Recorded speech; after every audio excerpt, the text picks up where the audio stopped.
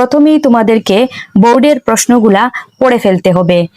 এই জন্য তোমাদেরকে 2021 সাল থেকে 2026 সাল পর্যন্ত মোট 9টা বোর্ডের যত এমসিকিউ রয়েছে সবগুলা তোমাদের পড়ে নিতে হবে।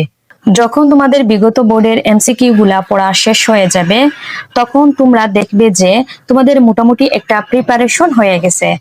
এরপরে তোমরা যেটা করবে সেটা হচ্ছে তোমাদের যে মূল বোর্ড বইটা রয়েছে সেই মূল বোর্ড বইটা টপিক ধরে ধরে লাইন বাই লাইন মার্ক করে করে পড়তে হবে। মার্ক করে করে পড়া মানে হচ্ছে দাগিয়ে দাগিয়ে পড়া। তো দাগিয়ে দাগিয়ে পড়লে তোমাদের আরেকটা লাভ হবে, এই যে বিগত বোর্ডের এমসিকিউ গুলা তুমি প্রথমেই পড়েছিলে ওইগুলা তোমার পাঠের মধ্যে পাবে। এর ফলে তোমাদের আগের যে কোয়েশ্চন গুলা সেগুলাও রিভিশন হয়ে যাবে। এরপরে এই যে বোর্ড প্রশ্নগুলা তোমার পড়া হয়ে গেল, মেইন বইটা তুমি যখন দাগিয়ে দাগিয়ে পড়বা তো তোমার এখানে একটা প্রস্তুতি কমপ্লিট হয়ে যাবে। এই দুইটা পড়ার পরে তুমি যেটা করবে সেটা হচ্ছে তুমি আবার রিভিশন দেবে। এটা হচ্ছে তোমার এমসিকিউ পড়ার যে গাইডলাইনটা সেটা।